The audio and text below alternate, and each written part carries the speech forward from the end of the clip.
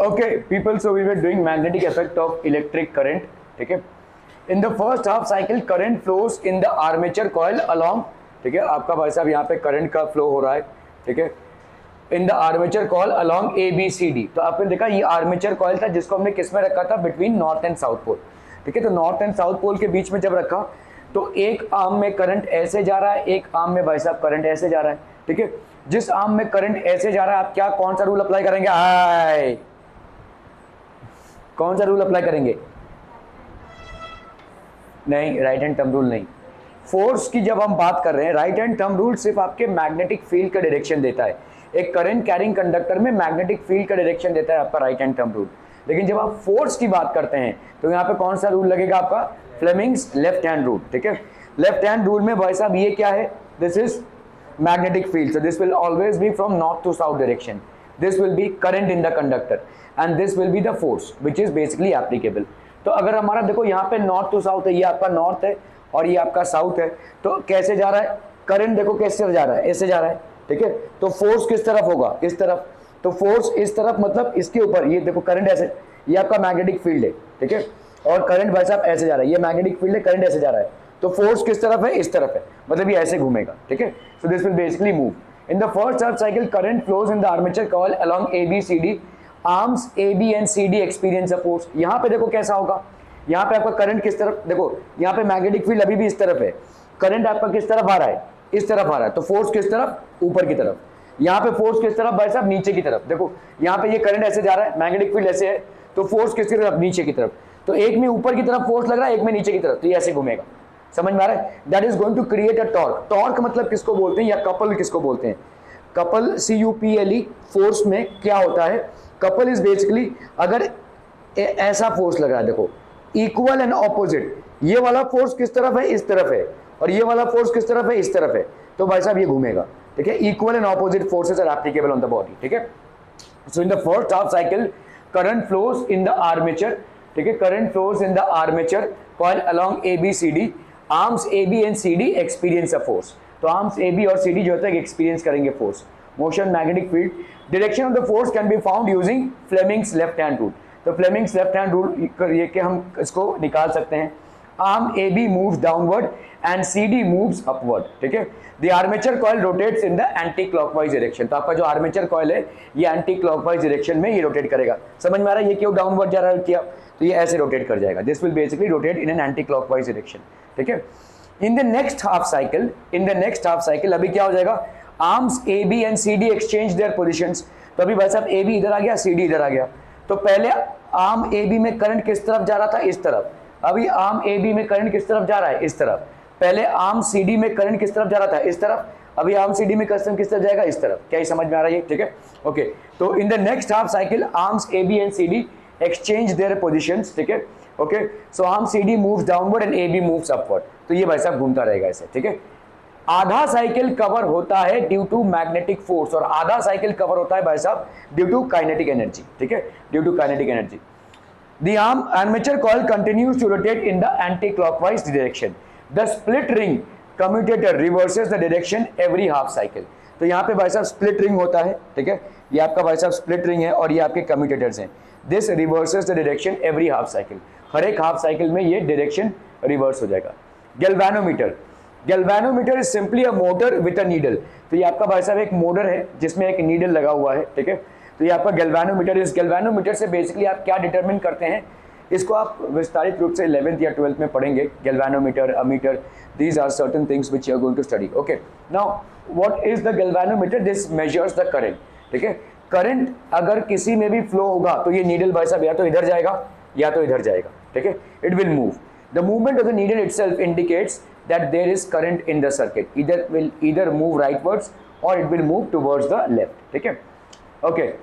When will the induced current in the electrical conductor coil be maximum? Induced current भाई साहब maximum कब होगा?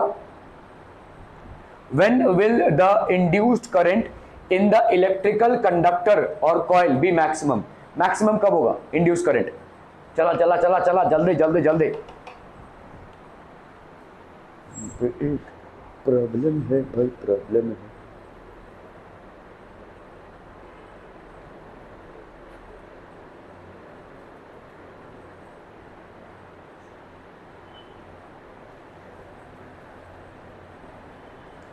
ये ऐसा लाल बत्ती पहले भी जलता था क्या? नहीं ना, यहाँ पे पीछे वाले इधर, हाँ पहले भी जलता था। तो बहुत बड़ा प्रॉब्लम हो रहा है भाई साहब।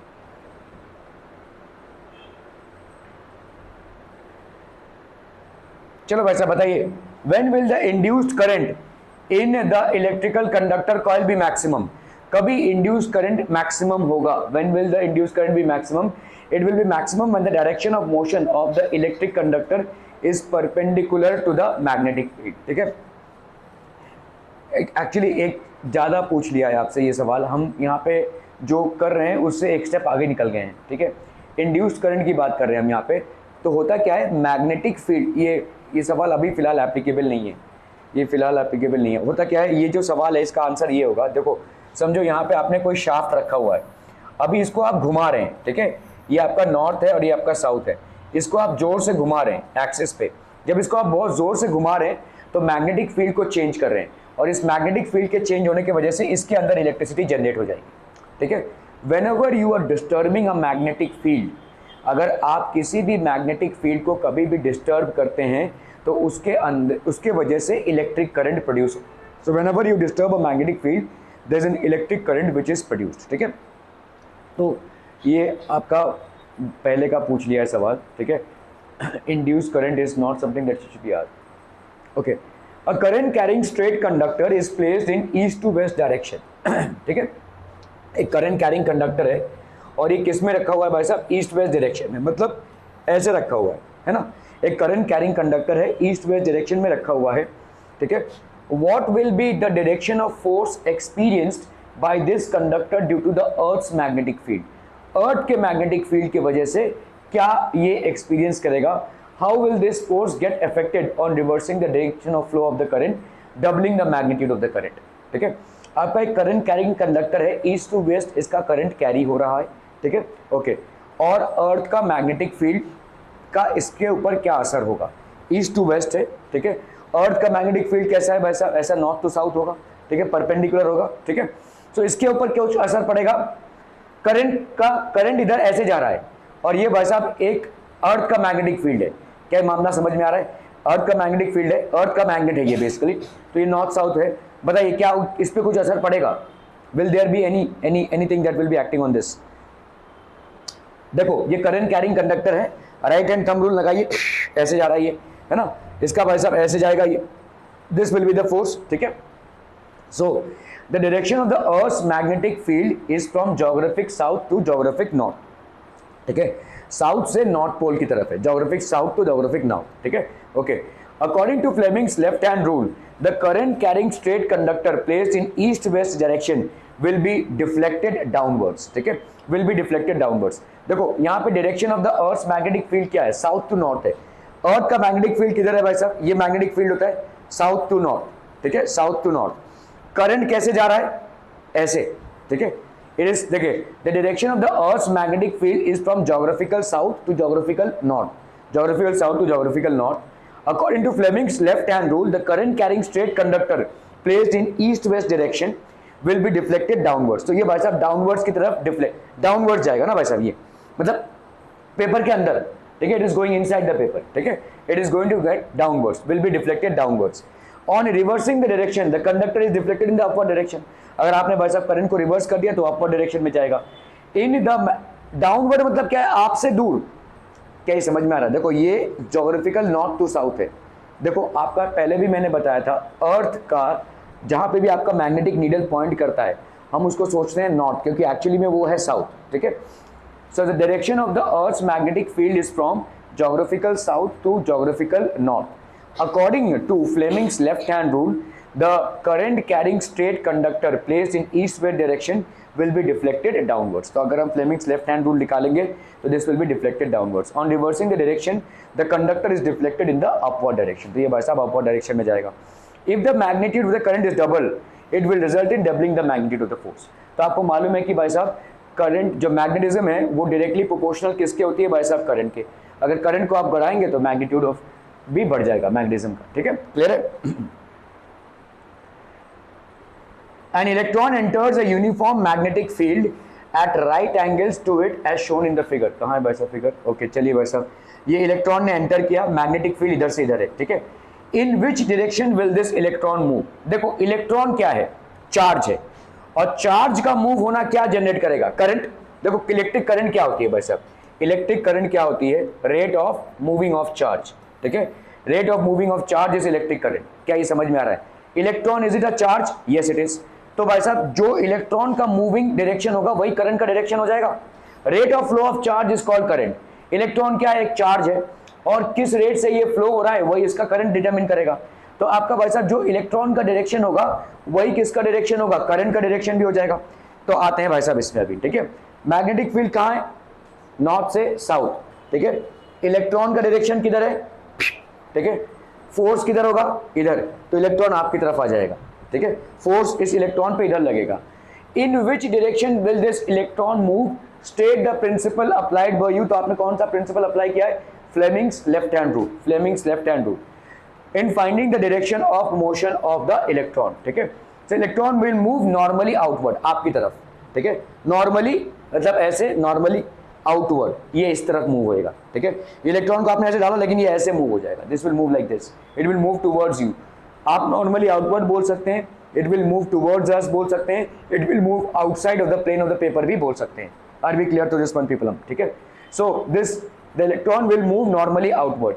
Fleming's left hand rule, stretching the forefinger, the central finger and the thumb of the left hand mutually perpendicular. Fleming's left hand rule को अगर आपको लिखना है तो आप बेखौफ होकर भाई साहब सिर्फ इमेजिन कीजिए क्या है ये? Stretch the three fingers. कौन कौन से फिंगर्स हैं? Thumb, four finger and the middle finger, ठीक है। तो अभी आप और तीनों को म्यूचुअली परपेंडिकुलर रखना है। फ्लेमिंग्स लेफ्ट हैंड रूल के की कंटेंट्स क्या है समझ लीजिए, ठीक है। Three fingers are to be stretched and these fingers are mutually perpendicular to each other. Which are the fingers? The thumb, the middle finger and the middle finger, in thumb, index finger और the middle finger, इनको हम बोल सकते हैं, ठीक है। So these are to be at 90 degree or mutually perpendicular to each other. Now the index finger indicates the direction of the magnetic field. It will always point from north to south direction. The middle finger will indicate the direction of the current. So the thumb will indicate the direction of the force. बस इतना ही है Fleming's rule, ठीक है। ये keywords आपने डाल दिए तो बस खत्म, आपका फ्लेमिंग्स रूल हो जाएगा और इसको याद करने की जरूरत नहीं है। सिंपल इसको Fleming's left hand rule is basically used to determine what the direction of force that will be applicable on a current carrying conductor placed in a magnetic field. एक करंट कैरिंग कंडक्टर को जब हम magnetic field में रखते हैं तो उस पर एक लगता है फोर्स। इस फोर्स के डायरेक्शन को हम डिटरमिन करते हैं किससे? फ्लेमिंग्स लेफ्ट हैंड रूल से। फ्लेमिंग्स लेफ्ट हैंड रूल का भाई साहब क्या है? लेफ्ट हैंड रूल है तो stretch the three fingers in your left hand such that they are mutually perpendicular to each other. Which are the three fingers? The thumb, the index finger and the middle finger. They are perpendicular to each other. Now the index finger will represent the magnetic field which will always point from north to south direction. The middle finger will represent the current, okay. So the thumb will actually represent the force, okay. Clear? Okay.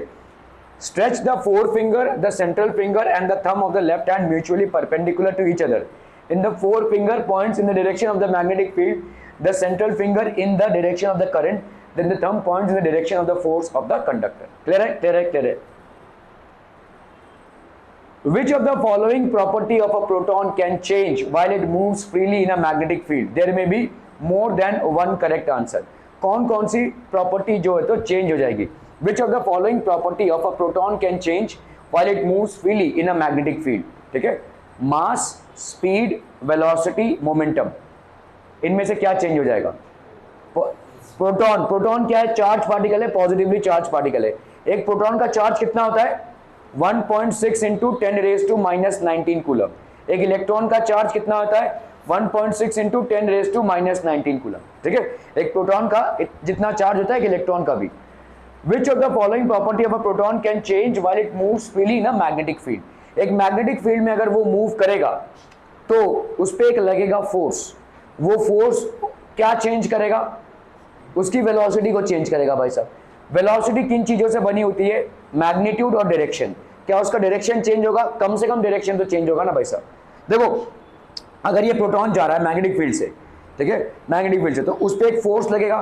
Force लगेगा मतलब कैसा force लगेगा? समझ लो भाई साहब अपना mister Gaikwad जा रहे हैं ऐसे सीधा, ठीक है, और ये क्या कहते हैं अपना मयूरेश उसको जबरदस्ती का फोर्स दे रहा है ऐसे, ठीक है, वो जा रहा है ऐसे फोर्स, मयूरेश इसको ऐसे धक्का मारे जा रहा है, धक्का मारे, तो ये क्या हो जाएगा, is velocity is changing at least in terms of direction, magnitude में भी चेंज होगा लेकिन डायरेक्शन उसका बदल गया ना, वो जा रहा था भाई साहब सीधा लेकिन अभी वो पहुंचेगा इधर, समझ में आ रहा है। तो ऐसे ही कुछ यहाँ पे भी हो रहा है, चार्ज पार्टिकल है प्रोटॉन, प्रोटॉन को जब हम मैग्नेटिक फील्ड में रखेंगे it will experience a force, और यही फोर्स भाई साहब उसको क्या कर देगा, टेढ़ा मेढ़ा कर देगा, ठीक है। सो इसका भाई साहब क्या बिगड़ जाएगा, वेलोसिटी बिगड़ जाएगी। क्या मोमेंटम भी बिगड़ेगा, मोमेंटम भी चेंज होगा ना भाई साहब, मास चेंज नहीं होगा, वेलोसिटी कंपोनेंट अगर चेंज हो रहा है, मोमेंटम क्या होता है भाई साहब, मोमेंटम होता है भाई साहब आपका, मोमेंटम होता है भाई साहब आपका मास इनटू वेलोसिटी, तो वेलोसिटी भाई साहब चेंज हो जाएगी। The correct option is C है, हाँ सी एंड डी, मैंने मोमेंटम में टिक नहीं किया, okay, momentum C and D, clear है। मोमेंटम और वेलोसिटी चेंज होगी, शायद स्पीड ना चेंज हो, स्पीड चेंज हो भी सकता है नहीं भी हो सकता, हम मतलब बता नहीं सकते, स्पीड शायद ना चेंज हो लेकिन डायरेक्शन जरूर चेंज हो जाएगा। और डायरेक्शन किसका कंपोनेंट है भाई साहब, वेलोसिटी का, वेलोसिटी चेंज होगा तो बट ऑब्वियस सी बात है कि मोमेंटम भी चेंज होगा, because momentum is nothing but product of mass and velocity, ठीक है। So the correct option is C and D, the magnetic force acts perpendicular to the direction of motion of the proton, it does not change its mass and speed but changes the direction of motion, so both velocity and momentum get changed, तो velocity भी और momentum भी भाई साहब क्या हो जाएंगे, change हो जाएंगे। okay, question is a positively charged particle, alpha particle, alpha particle basically होता क्या है मैं आपको बता दूं, बहुत सारे एक्सपेरिमेंट्स होते हैं अल्फा पार्टिकल से। तो ये हीलियम आप जानते हैं कि एटम होता है, हीलियम में भाई साहब आपका कितना होता है, 4 और ये होता है 2, है ना, 2 है इसका एटॉमिक नंबर और 4 है इसका एटॉमिक मास नंबर, मतलब इसके पास कितने प्रोटॉन्स, प्रोटॉन्स इसके हो गए भाई साहब 2, इलेक्ट्रॉन्स कितने हो गए भाई साहब 2, और न्यूट्रॉन्स कितने हो गए भाई साहब 2, एवरीथिंग इज 2, ठीक है। अल्फा पार्टिकल क्या होता है, जब इन 2 इलेक्ट्रॉन्स को आप भगा देते हैं, ठीक है, तो ये हीलियम क्या हो जाएगा, हीलियम 2+ बोलेंगे, ठीक है, दिस विल बी हीलियम 2+, इसके 2 इलेक्ट्रॉन्स भाग गए, अभी क्या बचा इसके पास, 2 प्रोटॉन्स और 2 न्यूट्रॉन्स, तो अभी ये क्या हो जाएगा, alpha particle, this is known as alpha particle. इसमें कितने यूनिट का पॉजिटिव चार्ज है, बोलो 2 यूनिट का पॉजिटिव चार्ज है, ठीक है, it has got 2 units of positive charge, ठीक है, 2 × 1.6 × 10⁻⁻19 that would be its total amount of positive charge. Are we clear to this one people, समझ में आता हूं, okay. A positively charge particle, alpha particle projected towards west is deflected towards north by a magnetic field, the direction of the magnetic field is towards south, towards east, downward, upward, क्या हो जाएगा भाई साहब, चलिए बताइए। A positively charged particle is projected west, ठीक है, ये भाई साहब किस तरफ जा रहा है, वेस्ट की तरफ, तो ऐसे जा रहा है भाई साहब, ये अल्फा पार्टिकल है, ये अल्फा पार्टिकल है और इसका क्या है भाई साहब, पॉजिटिव चार्ज है, ठीक है, is deflected toward the west by, is deflected, is projected towards west, is deflected north, तो ये जो वेस्ट की तरफ जा रहा था अभी ये नॉर्थ की तरफ जाने लगा, है ना, नॉर्थ की तरफ जाने का, because of a magnetic field, the direction of the magnetic field. बताओ भाई साहब कैसे करेंगे इसको, देखो इलेक्ट्रॉन के मूवमेंट का जो डायरेक्शन होता है, समझ लो कोई इलेक्ट्रॉन अगर ऐसे मूव कर रहा है तो करंट हमेशा इसका उल्टा मूव करेगा, ठीक है, current will flow in this direction, if electron moves in this direction current will move in the opposite direction, समझ में आ रहा है। तो आते हैं अभी प्रोटॉन पे, if proton moves in this direction then current will move in what direction, same direction, ठीक है, समझ में आ रहा है। तो अगर अल्फा पार्टिकल वेस्ट की तरफ जा रहा है तो करंट का डायरेक्शन क्या हो गया, दिस वेस्ट की तरफ, ठीक है, ओके। अभी क्या बोला जा रहा है, इट इज मूविंग, तो अल्फा पार्टिकल नॉर्थ की तरफ जा रहा है ना, उस पर फोर्स उसका मतलब नॉर्थ की तरफ लग रहा होगा, ये ऐसे चला गया ना भाई साहब, अल्फा पार्टिकल को हमने वेस्ट की तरफ प्रोजेक्ट किया था but due to a magnetic field is moving north, so there has to be a force which is acting on the north. तो अभी हम फ्लेमिंग्स लेफ्ट हैंड रूल पे आते हैं, देखो ध्यान से, यहां पे आपको करंट पता चल गया किस डायरेक्शन में है, यहां पे आपको फोर्स पता चल गया किस डायरेक्शन में है, तो ऑब्वियसली मैग्नेटिक फील्ड किस डायरेक्शन में होगी, आपकी तरफ होगी, towards you, outside the paper, ठीक है, क्लियर है। So towards south, towards east, downward, upward, क्या हो जाएगा भाई साहब आपका, the correct option is D, upward, मतलब आपकी तरफ होगा ये, ठीक है, this will be upward, the correct option is D, this is in accordance with the Fleming's left hand rule, ठीक है, okay. Imagine that you are sitting in a chamber with your back to one wall, ठीक है, an electron beam moving horizontally from back wall towards the front wall is deflected by a strong magnetic field to your side, what is the direction of the magnetic field? हम कहाँ बैठे हैं भाई साहब? Okay, चलिए imagine that you are sitting in a chamber with your back to one wall. ये एक wall है भाई साहब, ठीक है, this is basically the wall, ये आपका वॉल है, ठीक है। An electron being moving horizontally from back wall to front wall, मतलब इधर जा रहा है,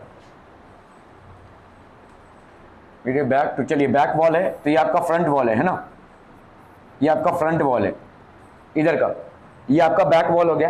an electron beam is moving from this side to this side, is deflected by a strong magnetic field to your right side.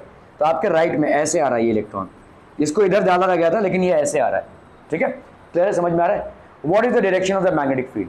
तो मैंने आपको पहले भी बताया, इलेक्ट्रॉन है ये, प्रोटॉन नहीं है। इलेक्ट्रॉन अगर इधर मूव कर रहा होगा तो करंट किस तरफ होगा?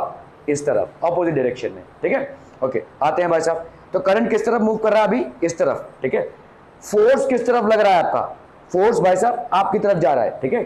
तो deflected by strong magnetic field towards your right side, ये बंदा बैठा हुआ है ऐसे इसके राइट साइड में, मतलब इस तरफ आ रहा है, देखो, ठीक है। तो आपका करंट किस तरफ है? देखो करंट किस तरफ है, करंट इस तरफ हो गया, क्योंकि इलेक्ट्रॉन इस तरफ मूव रहा है तो उसके ऑपोजिट डायरेक्शन में करंट मूव हो रहा है, और फोर्स आपकी तरफ। तो आपका भाई साहब मैग्नेटिक फील्ड क्या हो जाएगा? मैग्नेटिक फील्ड मतलब इधर से इधर, ठीक है। What is the direction of from the floor to the top? That is the direction of the magnetic field, ठीक है। So according to Fleming's left hand rule, the magnetic field acts in the vertically downward direction. कैसा होगा भाई साहब? Vertically upward direction होगा ना।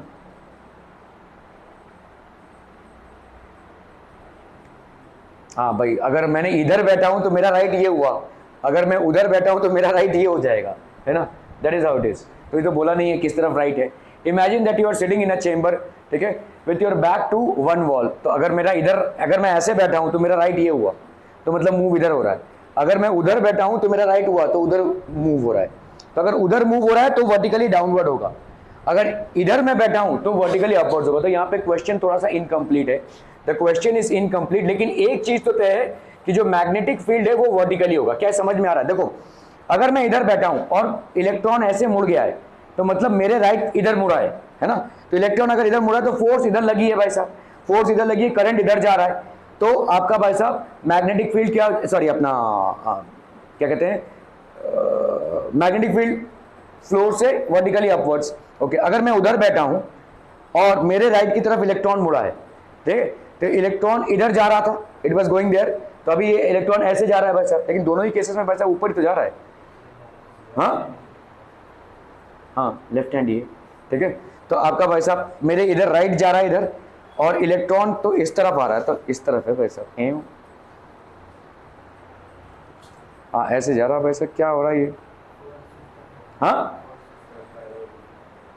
Vertically होगा। Note that the direction of the current will be opposite to that of the electric beam. ये आपको समझना है, लेकिन यहाँ पे आपका क्वेश्चन जो है थोड़ा सा इनकम्प्लीट है।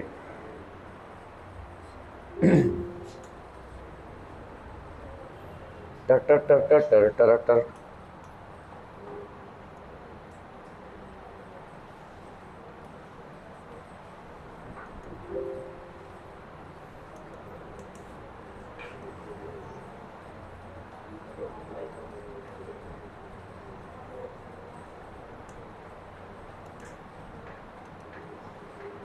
कौन सा है? Third, fourth?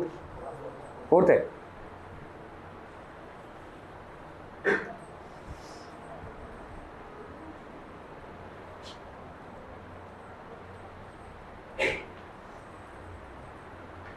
Okay, electric current देखो दो टाइप के होते हैं, एक होता है आपका direct current and the other one is alternating current, ठीक है। So electric current is basically of two types, one is direct current and the other one is alternating current, ठीक है।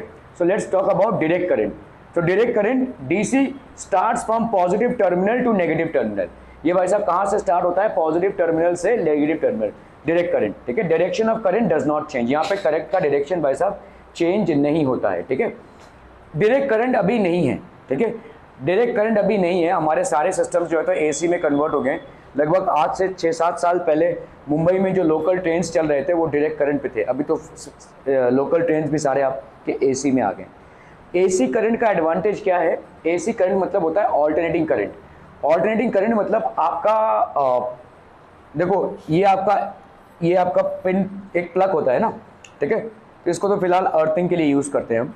तो ये आपका एंट्री पॉइंट, ये पॉजिटिव नेगेटिव, ये positive negative मतलब ऐसा चेंज होता है, ये पॉजिटिव नेगेटिव, फिर भाई साहब ये पॉजिटिव नेगेटिव, फिर ये भाई साहब पॉजिटिव नेगेटिव, ऐसा होता रहेगा।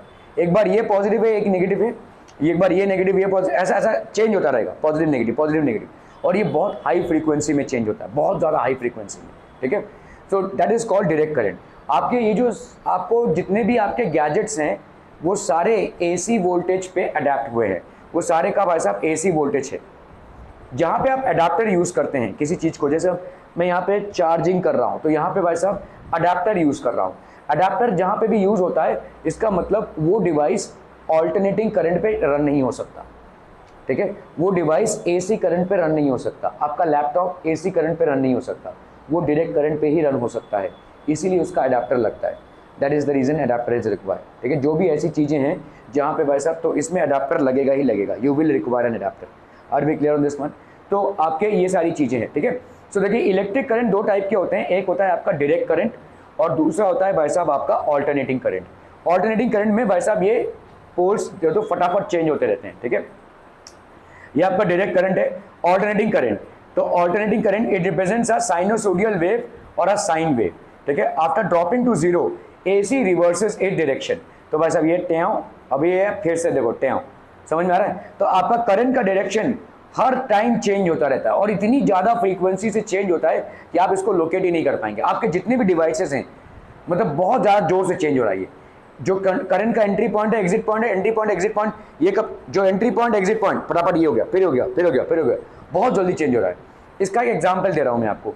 वो आपको उस कैमरा में मेरा बोर्ड दिख रहा है क्या? हाँ ठीक है, वो बोर्ड में आपको दिख रहा है कैसे फ्लिकरिंग हो रही है? वो बोर्ड आपको दिख रहा है क्या? यहाँ पे फ्लिकरिंग दिख रही है आपको? नहीं दिख रही है, लेकिन उस बोर्ड में कैप्चर हो रहा है, देखो फ्लिकरिंग, ठीक है। ये फ्लिकरिंग क्यों हो रहा है? फ्लिकरिंग इसलिए हो रहा है क्योंकि हमारा जो फ्रीक्वेंसी है वो देखो चेंज हो रहा है, ठीक है।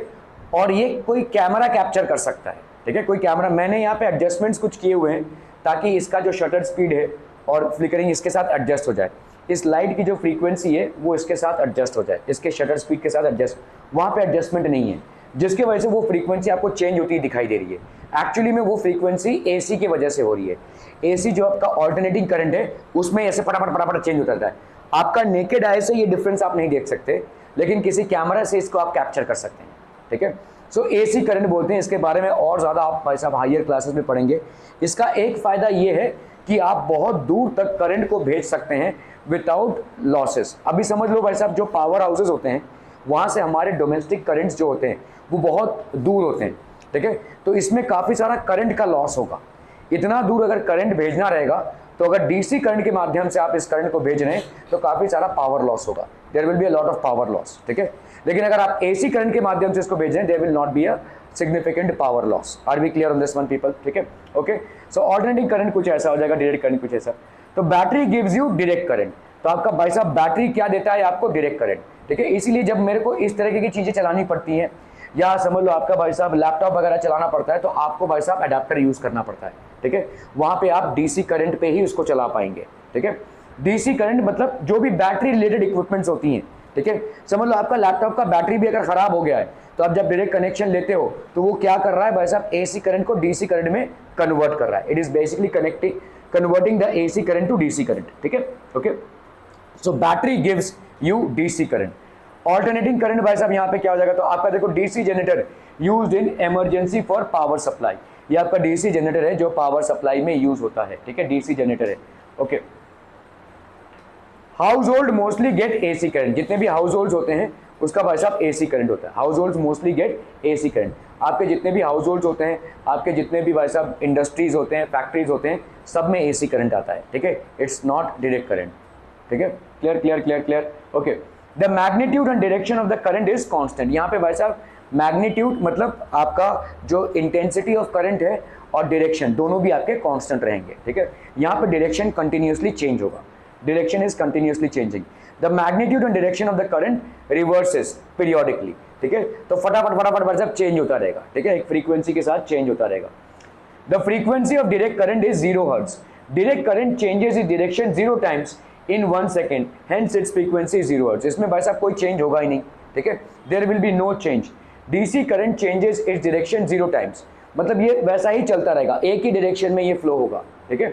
देखो ये वाला जो आपको दिख रहा है that is basically a symbol for AC current, ये वाला जो दिख रहा है आपको that is symbol for DC current. यहाँ पे हम एसी और डीसी करंट को समझने की एक्चुअली कोशिश नहीं कर रहे हैं, हम यहाँ पे समझने की कोशिश कर रहे हैं एसी और डीसी मोटर्स को, ठीक है। एसी और डीसी करंट जो है तो हायर क्लासेस में आप समझते हैं, फिलहाल के लिए इतना जानिए कि भाई साहब डीसी करंट में direction of current will not change, AC current में direction of current will continuously change, ठीक है। तो DC current changes its direction 0 times in 1 second, hence its frequency is 0 hertz. The magnitude and direction of the current reverses periodically. Frequency of AC in India is about 50 hertz, मतलब 1 second में 50 बार ये change हो जाएगा frequency, ठीक है। Number of times it is changing पर second, 1 second में भाई साहब प्लस माइनस ऐसा भाई साहब 50 बार चेंज हो जाएगा, ठीक है। 50 हर्ट्ज का भाई साहब एसी करंट है। AC current changes in direction 50 times 1 second in India, ठीक है, 1 सेकेंड इन इंडिया में, hence its frequency is 50 hertz in India, 50 hertz in India. In USA it is 60 hertz. इसीलिए जब आप यूएस से कोई चीज लाते हैं तो उसको इंडिया में कॉन्फ़िगर करना पड़ता है, ठीक है। आपको एक बहुत बड़ा झोल बताता हूँ, जैसे समझ लो डेल का जो लैपटॉप है, या समझ लो ये जो सिस्टम्स हैं, ठीक है, तो ये जितने भी आपके सिस्टम्स हैं ये क्या होते हैं, ये कॉन्फ़िगर्ड एज पर यूएस होते हैं, ये कॉन्फ़िगर्ड होते हैं एज पर दिस, ठीक है। तो यहाँ पे लोग करते क्या हैं, इसको बोलेंगे हम असेंबल कर रहे हैं, ठीक है। असेंबल कर रहे हैं मतलब क्या होता है, इंडिया के हिसाब से हम इसको असेंबल कर रहे हैं, कुछ नहीं है, सिर्फ फ्रीक्वेंसी को 60 से 50 हर्ट्ज पर लेकर आते हैं, समझ में आ रहे हैं। क्योंकि इंडिया में आपका जो करंट है वो 50 हर्ट्ज का है, यूएस में जो भी इक्विपमेंट्स डिज़ाइन हो रहे हैं वो 60 हर्ट्ज के हिसाब से डिज़ाइन हो रहे हैं। जब आप यूएस में हो, चाइना में हो, जहाँ से भी आप चीज़ों को ला रहे हैं, ठीक है, वहाँ पे उस करंट के हिसाब से वो डिज़ाइन हुए हैं। जब आप इंडिया में उसको लाते हैं तो आपको अपग्रेड करना पड़ेगा, और इसी अपग्रेडिंग को हम क्या बोल देंगे, असेंबलिंग। और इसी असेंबलिंग में आप भाई साहब जीएसटी बचा लेते हैं, ठीक है। लोग जो देखो कोई भी चीज़ अगर मैं डायरेक्टली इंपोर्ट करके बेचने जाऊँगा ना तो मेरे ऊपर बहुत बड़ा टैक्स लगेगा, कस्टमर के ऊपर भी बहुत बड़ा टैक्स लगेगा। लेकिन अगर कोई चीज़ मैं असेंबल करके बेच रहा हूँ, ठीक है, तो उसमें मेरे टैक्स बचेंगे। हालांकि इस असेंबलिंग में कुछ भी बड़ा काम नहीं होता है, सिर्फ आप क्या कर रहे हैं, 60 से 50 हर्ट्ज पर ड्रॉप कर रहे हैं। जैसे ये चाइना का है, this interactive panel is from China, ठीक है, लेकिन अगर मैं इसको डायरेक्टली चाइना से इंपोर्ट करवाऊँ तो बहुत बड़ा टैक्स मुझे भी भरना पड़ेगा और उनको भी। तो मैंने जिससे लिया है उसने दिखाया ये असेंबल्ड पीस है, this is an assembled piece. Assembling में कुछ नहीं होता है, कुछ अंदर ही आप कुछ काम नहीं करते हैं, आप सिर्फ भाई साहब इसको इंडियन करंट के हिसाब से कॉन्फ़िगर कर देते हैं। ज़्यादा करके इलेक्ट्रॉनिक गुड्स में और इलेक्ट्रॉनिक गैजेट्स में यही फ़ायदा है, ठीक है। मतलब आप जीएसटी को इस तरह से बचाते हैं, इस तरह से जीएसटी को बचाते हैं। आप असेंबल्ड पीस दिखाए थे। असेंबलिंग मतलब क्या होता है, प्रॉपर असेंबलिंग। जो लोग कंप्यूटर्स असेंबल करते हैं, तो समझ लो इंटेल कोर लाया कहीं से वैसा, मदरबोर्ड किसी दूसरे कंपनी का, चलिए यू नो और भी कुछ डाला रहेगा उसका, चलिए निविडिया का भाई साहब आपने यू नो क्या कहते हैं हार्ड ड्राइव डाला, ये तमाम चीज़ें हैं, दूसरे कंपनियों से आपने उसको असेंबल किया, that is an assembled piece, ठीक है। लेकिन यहाँ पे कोई असेंबलिंग नहीं हो रही है, हम दिखा रहे हैं इसको असेंबल किया है। और अगर प्रूफ लगा तो हम दिखा सकते हैं कि भाई साहब देखो ये जो मैन्युफैक्चरिंग थी इस करंट के हिसाब से थी, हमने इसको असेंबल करके अपने करंट के हिसाब से चेंज किया है, that is an assembled piece. और असेंबल्ड पीस में जीएसटी ड्रॉप होता है, ठीक है, समझ में आ रहा है ये। तो ये झोल चलता रहता है, ये झोल भाई साहब आपका चलता रहता है। लेकिन ये समझिए कि जब भी आप बाहर से कोई चीज़ लाते हैं तो आपको चार्जर, अडाप्टर, ये सारी चीज़ों की ज़रूरत पड़ेगी, ठीक है, क्योंकि वहाँ के करंट के हिसाब से उसको कॉन्फ़िगर किया गया है, वहाँ के करंट के हिसाब से उसको डिज़ाइन किया गया है, ठीक है। Okay, frequency of AC in India is about 50 hertz. The current cannot be used on large scale for household purposes. More is the resistance and hence there is loss of energy. जितना दूर आप इस DC current को भेजने जाएंगे उतना ही ज़्यादा resistance encounter करेगा और उतना ही ज़्यादा लॉस ऑफ एनर्जी भी होगा। More is the loss of energy, more is the resistance and hence the more is the loss of energy.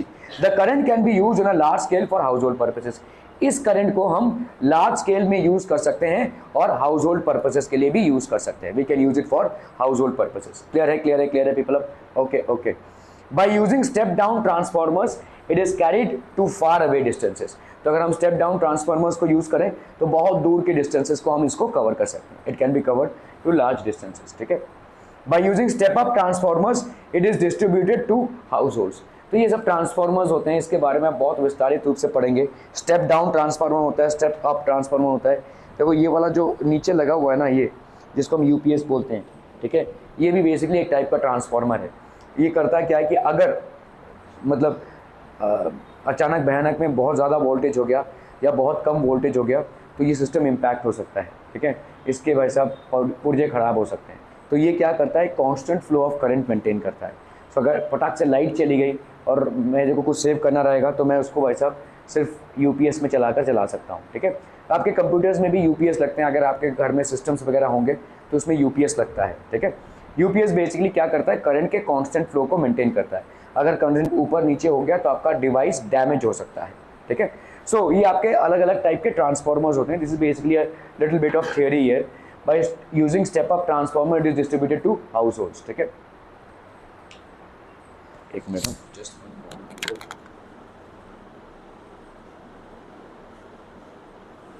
Basically discussing here about alternating current and direct current. थोड़ा सा पढ़ाई से ताल्लुकात रखिएगा 2-3 दिन जो भी है, क्योंकि अभी आपका जो टाइम है वो कम होता जा रहा है। अभी ये महीना खत्म हुआ तो हार्डली 3 महीना, इनका तो प्रीलिम्स भी चालू हो जाएगा 29 से, ठीक है। तो आप लोगों का भी हो जाएगा, उनको देखकर कुछ नहीं, आपका दिसंबर में भी चालू हो जाएगा।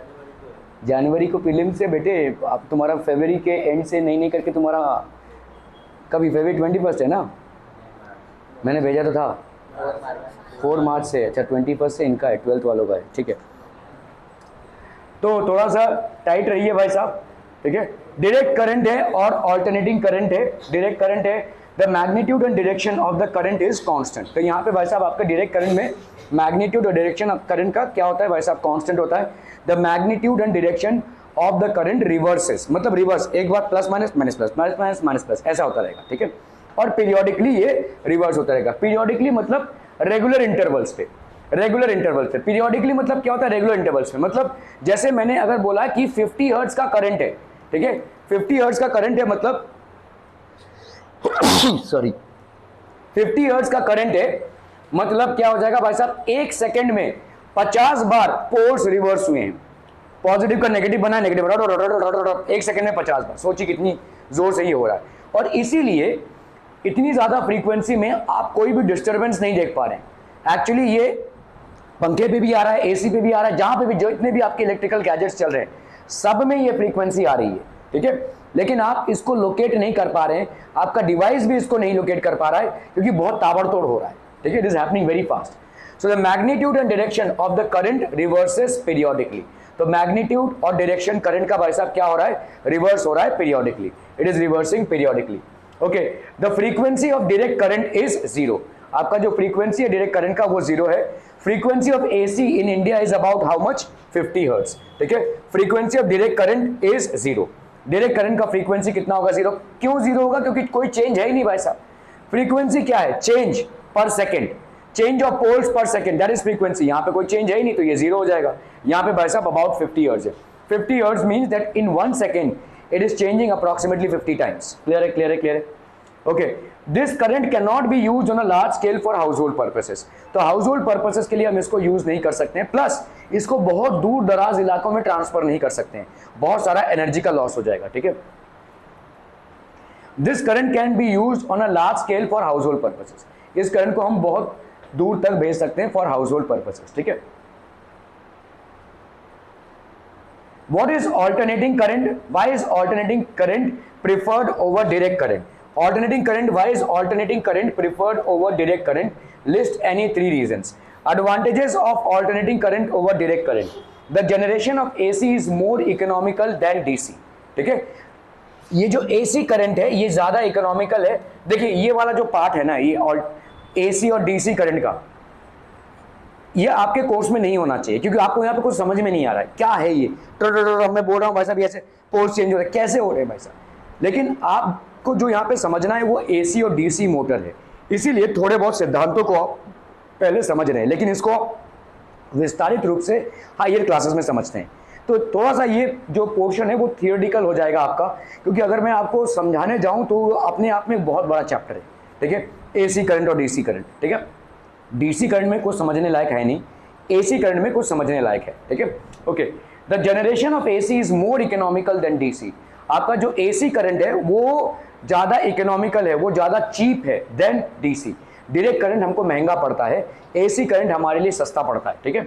The alternating voltage can be easily stepped up और stepped down by using a transformer. तो स्टेप अप और स्टेप डाउन होता है। देखो जैसे जैसे समझो, जो पावर हाउस से जो पावर आ रहा है, जो करंट आ रहा है, क्या वो आपके घर तक आ सकता है? नहीं भाई साहब, सब जल जाएगा, ठीक है।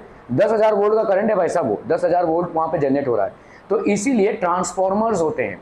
ट्रांसफॉर्मर क्या करते हैं, पावर हाउस से जितने वोल्टेज में करंट आ रहा है उसको डाउन करते हैं और फिर आपके घरों तक जाता है। आपके घर का रिक्वायरमेंट 220 वोल्ट का है, उतना ही जाना चाहिए, ठीक है। सो वो स्टेप डाउन ट्रांसफॉर्मर हो गया। और इस वजह से स्टेप अप ट्रांसफॉर्मर भी होता है। तो छोटे से करंट को बड़ा करना और बड़े से करंट को छोटा करना, दोनों भी ट्रांसफॉर्मर से होते हैं। आपने देखा रहेगा कामोटे में तमाम जगहों पे ट्रांसफॉर्मर्स होते हैं। So what is there special significance, ठीक है। They are basically transferring the current from a higher voltage to a lower voltage and making it available, ठीक है। The alternating currents can be transmitted to distant places without any significant line loss, ठीक है। तो ये बहुत दूर दराज इलाकों तक जा सकता है without any significant line loss, कोई भी सिग्निफिकेंट लॉस नहीं है, ठीक है। It can go to far off places. अगर आप डीसी करंट को बहुत दूर तक भेजेंगे तो आपका बहुत सारा लॉस होगा, एनर्जी का काफी सारा लॉस होगा। इसीलिए हम एसी फॉर्मेट में करंट को बहुत दूर तक भेजते हैं, ठीक है। Are we clear on this one people? Okay. Electromagnetic induction, Michael Faraday was the first person to actually propagate electromagnetic induction. Induction मतलब क्या होता है? जबरदस्ती आना, ठीक है। इंडक्शन मतलब एंट्री, ठीक है। Induction means entry. इलेक्ट्रोमैग्नेटिक, अभी इस चीज को समझिए कि अगर किसी मैग्नेट में मैग्नेटिक फील्ड को आपने उथल पुथल किया तो उसमें इलेक्ट्रिसिटी जनरेट हो जाएगी। आपने पहले भी पढ़ा हुआ है भाई साहब, ये हमारा जा रहा है भाई साहब एक रिवर, इस रिवर में बना दिया हमने डैम। अभी आप रिवर को आगे नहीं जाने दे रहे हो तो यहाँ पे भाई साहब पानी इकट्ठा होता जाएगा और ये ऊपर तक चला जाएगा।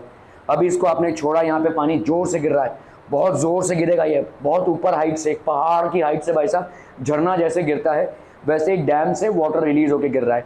ये बहुत फोर्स से आएगा भाई साहब। जब ये बहुत फोर्स से आएगा, नीचे यहाँ पे बहुत बड़े बड़े मैग्नेटिक टर्बाइंस लगे होंगे। ये मैग्नेटिक टर्बाइंस ऐसे लगे होंगे, देखो जैसे चक्के होते हैं ना भाई साहब, ऐसे फिक्स हैं ये। तो जब ये जोर से पानी जाएगा, इसको भाई साहब घर्र घुमाते हुए जाएगा। जब ये इसको घुमाते हुए जाएगा तो इन सबके मैग्नेटिक फील्ड में फटाफट चेंजेस आएंगे, और जैसे ही मैग्नेटिक फील्ड में चेंजेस आएंगे, इनके पास रखे हुए इलेक्ट्रिक कंडक्टर्स में भाई साहब इलेक्ट्रिसिटी जनरेट हो जाएगी। That's how electricity is generated. इस प्रोसेस को हम क्या बोलते हैं भाई साहब? इलेक्ट्रोमैग्नेटिक इंडक्शन, ठीक है। And this was discovered by Michael Faraday. इनके वजह से आज की तारीख में आपके घर तक इलेक्ट्रिसिटी पहुंच रही है, ठीक है। That is the reason you are still able to basically use the electricity. Okay, so यहाँ पे देखो आपका क्या है, एक मैग्नेट है, सिंपल सा मैग्नेट है, इसके नॉर्थ साउथ पोल्स है, और आपको बाकी क्या दिख रहा है? इसके lines of force. So these lines of force are originating from the north pole and terminating at the south pole. It's a simple magnet. इन्हीं लाइन्स ऑफ फोर्स को अगर आप डिस्टर्ब करते हैं, डिस्टर्ब करने के बहुत सारे तरीके हैं। इस मैग्नेट को अगर मैं ऐसे ऐसे लेकर जाऊँ तो डिस्टर्ब होंगे, अगर ऐसे ऐसे लेकर जाऊँ तो डिस्टर्ब होगा। बताइए किस में ज़्यादा डिस्टर्बेंस होगा? तो आपके ऐसे ऐसे में ज़्यादा डिस्टर्बेंस होगा, ठीक है। ओके, सो ये आप डिस्टर्ब कर रहे हैं। अगर डिस्टर्ब कर रहे हैं किसी भी मैग्नेटिक लाइन्स ऑफ फोर्स को, तो उसमें उसके आजू बाजू के एनवायरनमेंट में करंट जनरेट होगा, और अगर वहाँ पे कोई कंडक्टर रहेगा तो उस करंट को पकड़ लेगा। क्लियर है? Okay okay okay okay. So आपका समझ लो ये वैसा भी क्या है, तो आपका देखो एक कंडक्टर है ये, ठीक है। लेट्स से ये कंडक्टर है, इस कंडक्टर में इलेक्ट्रॉन्स हैं, तो इलेक्ट्रॉन्स को जैसे आप भाई साहब इसके पास लाते हैं तो क्या हो जाएगा? ये सब स्ट्रीम लाइन हो जाएंगे। They will always be in a stream line motion, ये स्ट्रीम लाइन मोशन में आ जाएंगे, ठीक है। ओके, सो अभी हो क्या रहा है देखो, यहाँ पे समझ लो एक सोलेनॉइड है, ये एक सोलेनॉइड है। अभी तक हमने सोलेनॉइड को कैसे समझा है? अभी तक हमने सोलेनॉइड को कैसे समझा है कि भाई साहब यहाँ पे एक आपने इलेक्ट्रिसिटी से कंडक्ट किया था, है ना भाई साहब। यहाँ पे आपने क्या रखा था? बैटरी रखी हुई थी। क्लियर है? इसमें से करंट जा रहा था सोलेनॉइड में, और सोलेनॉइड में करंट जाने के चलते क्या हो रहा था? छोटे छोटे मैग्नेट्स क्रिएट हो रहे थे। छोटे छोटे मैग्नेट्स अल्टीमेटली एक बड़े मैग्नेट को अंजाम दे रहे थे। सो solenoid is basically a current carrying insulated conductor which is placed in a coil wise direction, ठीक है। यहाँ से जब आपका इलेक्ट्रिक करंट जाता है, it creates a magnetic field which is very much similar to a magnetic field created by a bar magnet. This is what we have learnt about a solenoid. Now we are not having this battery source or power source anymore. अभी यहाँ पे कोई power source नहीं है, हालांकि वैसे ही coil structure है, समझ में आ रहा है ये? अभी आप इसको यहाँ पे आपने जो कनेक्ट किया वो क्या है? जी मतलब galvanometer. What is a galvanometer? Use for to detect current. ठीक है, गैल्वेनोमीटर को देखो, आपने देखा रहेगा इलेक्ट्रिशियंस ऐसे टेस्टर लेते हैं, बस टेस्टर से टेस्ट करते हैं, है ना? तो ये टेस्टर से टेस्ट करना, गैल्वेनोमीटर से जब हम टेस्टिंग करते हैं तो इस दो तार होते हैं, उसको ऐसे फिक्स किया, ट्रूंग ऐसे घूमेगा भाई साहब। ठीक है, गैल्वेनोमीटर है। So that is called a galvanometer, that is basically called a galvanometer. Okay, are we clear on this one? तो galvanometer will show a deflection. Okay, तो इलेक्ट्रोमैग्नेटिक इंडक्शन में क्या हो जाएगा भाई साहब? ये नॉर्थ साउथ पोल है। अभी देखो मैंने क्या बोला आपको कि अगर आप किसी मैग्नेट के मैग्नेटिक फील्ड को चेंज कर रहे हैं तो क्या प्रोड्यूस होगा? करंट। अभी अगर मैं इसको इसके अंदर लेकर जाऊं और फिर बाहर लेकर जाऊं, ठीक है, तो क्या हो रहा है भाई साहब? यहाँ पे इससे एसोसिएटेड जो मैग्नेटिक फील्ड है उसमें आप डिस्ट्रप्शन प्रोड्यूस कर रहे हैं, और जब डिस्ट्रप्शन प्रोड्यूस करेंगे तो इसमें भाई साहब क्या जनरेट होगा? करंट जनरेट होगा। It will basically generate a current. तो ये है भाई साहब, आप ट्रांग मतलब आगे पीछे कर रहे हैं इसको, तो यहाँ पे देखो डिफ्लेक्शन दिख गया।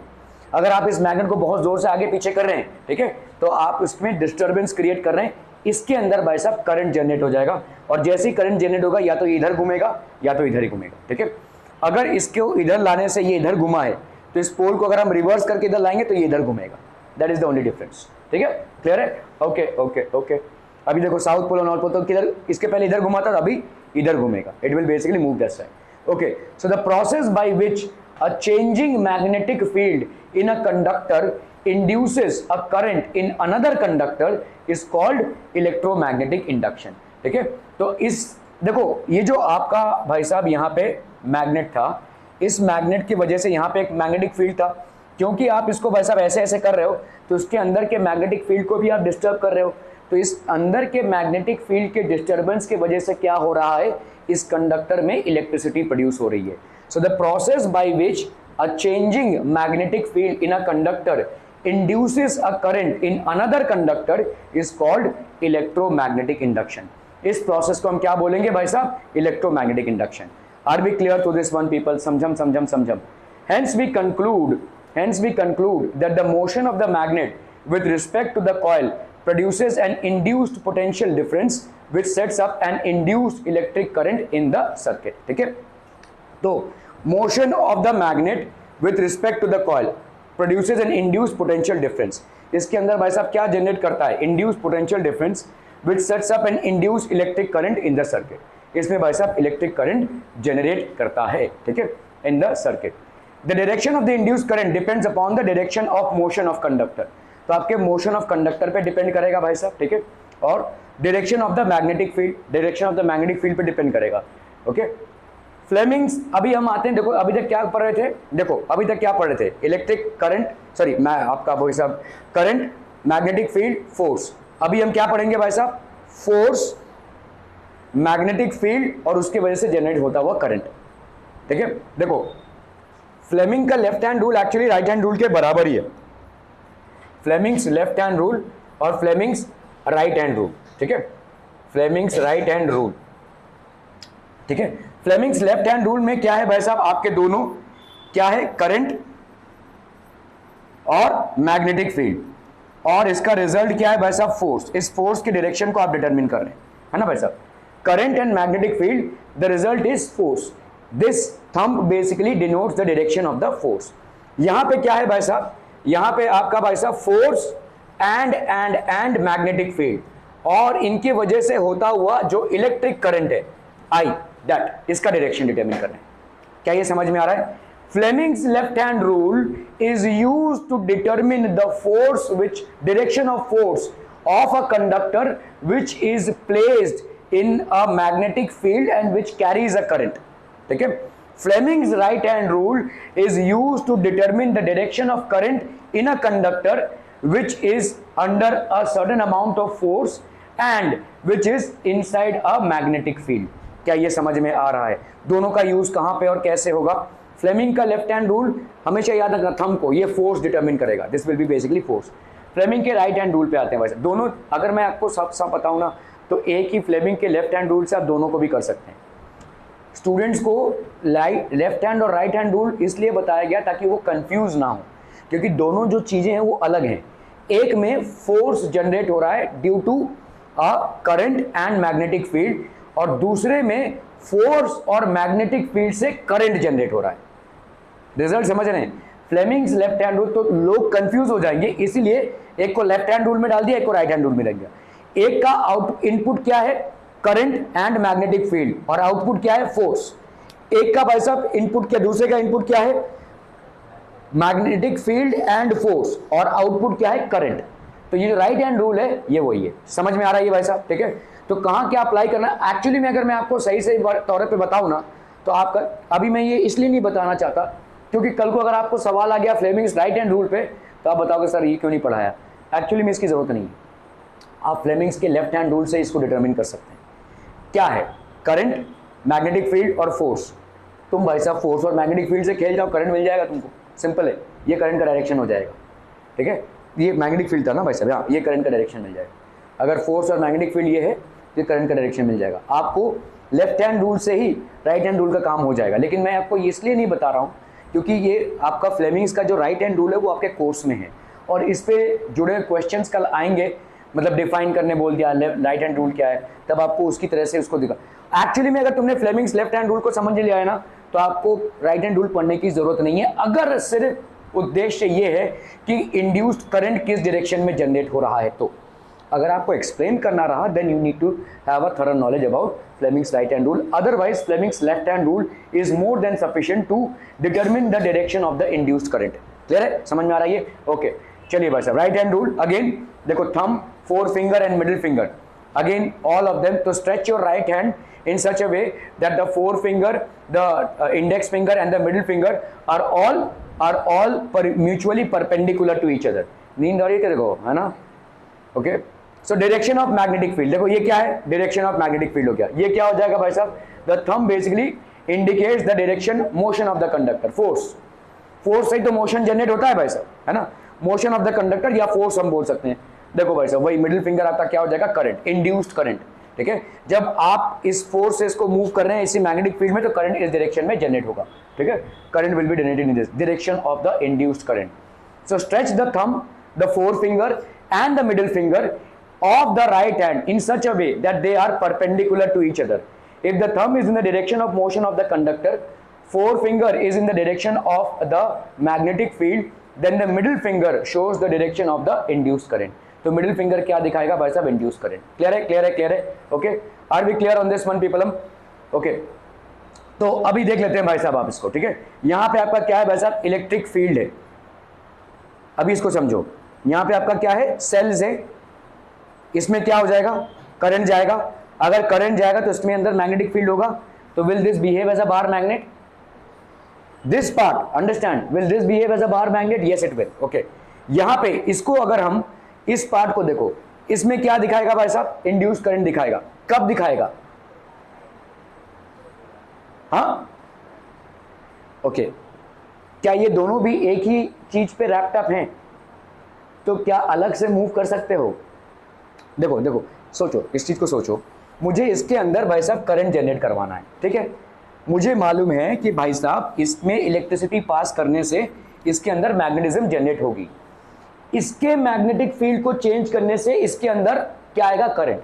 अभी इसके मैग्नेटिक फील्ड को हम कैसे चेंज करेंगे? इसको ढड़म ढुड़म नचाएंगे, या तो इसको नचाएंगे, दोनों में से किसी एक को नचाएंगे। लेकिन अभी क्योंकि दोनों ही एक साथ जुड़े हुए हम इनको नहीं नचा सकते, तो बताओ कैसे करें? मैग्नेटिक फील्ड को चेंज करना है, डिस्टर्ब करना है, कैसे करेंगे? How will we do this?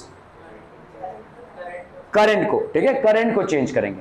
फटफट भाई साहब, अगर आप करंट को चेंज कर सकते हैं रेयोस्टेट लगाकर, तो आपका भाई साहब यहाँ पे अमीटर में डिफ्लेक्शन दिखाएगा, वहां पे भाई साहब आ जाएगा करंट, ठीक है। तो करंट को चेंज करें, कॉइल 1 कॉइल 2, अगर आप भाई साहब इसको ऐसे आगे पीछे कर सकते हैं तो well and good. It's like moving a bar magnet. आप जब बार मैग्नेट को मूव करते हैं तो उससे एसोसिएटेड फील्ड भी डिस्टर्ब होती है, और उस डिस्टर्बेंस से क्या प्रोड्यूस होगा भाई साहब? इसके अंदर करंट प्रोड्यूस होगा, ठीक है। So if you are moving the coil 1 back and forth, what are you doing?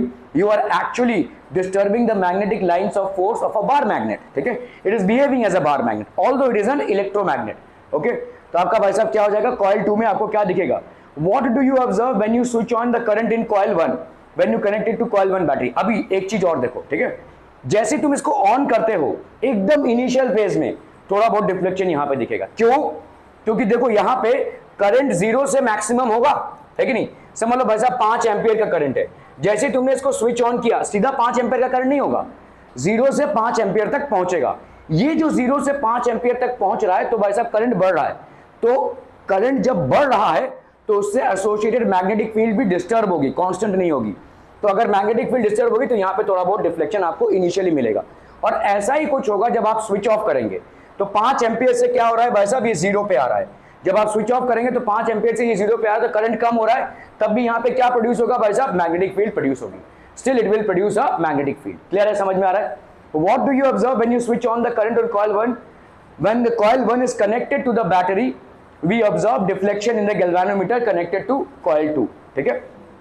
What do you observe when current in coil 1 reaches a steady value or 0? Then there is no deflection. ठीक है, steady value or 0. When the current in the coil 1 reaches a steady value or becomes 0, there is no deflection in the galvanometer. तभी galvanometer में कोई भी deflection नहीं होगा। यहाँ पे इनको दिवाली मनानी है भाई साहब, क्या बोलूं।